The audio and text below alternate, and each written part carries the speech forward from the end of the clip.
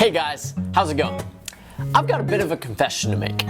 I'm super stinking competitive, like to a fault. Like even if I know someone is better at something than I am, I'm still going to challenge them openly to beat me at that.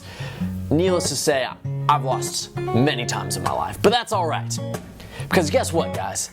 I don't think my desire to win is unique to just me. In fact, I'm willing to bet that as you heard me talk about that, just a little bit of it resonated inside of you. That's because each and every single one of us, at least a little bit, has a desire to win. And guess what?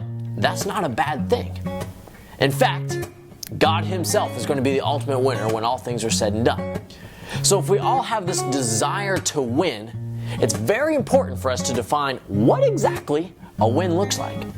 At work, we know that a win looks like getting our projects done and all of our work done by the deadline. Or at school, we know a win looks like turning our paper in and getting an A, and maybe even turning it in early if we're lucky. Or, a lot of times at home, a win is simply just getting to wherever we need to be, regardless of if we're on time or not. But what does a win look like in Met Kids? Now, as I ask that question and you mull it over in your brain, if you had difficulty coming up with an answer, that's alright, because it's not always obvious what a win in Met Kids is. In fact, a lot of times we think a win is just surviving service with a bunch of crazy kids running around. But this month, I want to challenge you to look for other wins.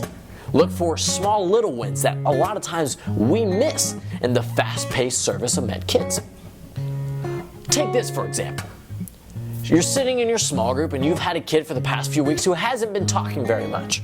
And all of a sudden they walk in one weekend and they're talking away. It's pretty easy for us to dismiss that as them just finding a new way to be disruptive and to mess up the group. But I challenge you to take that thinking, turn it around, and look at that situation differently, as a win. Think of it this way, now that kid feels comfortable in the environment that you helped create to share their life. And that openness can open many doors down the road as you begin to build a relationship with that child. That is a huge win. Or like when your small group gets excited about worship, that's a win. Or when your small group works together to win a game, that's a win as they build friendships. The thing is, guys, it is so easy for us to miss these crucial wins. And I want to challenge you this month to look for wins. Look for wins at Met Kids. Look for wins at home. Look for wins at work. And remember those wins. And remember that God is using you to do awesome things.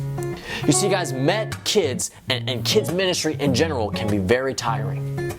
But it doesn't have to tire you out. I'll see y'all later. Have a great weekend.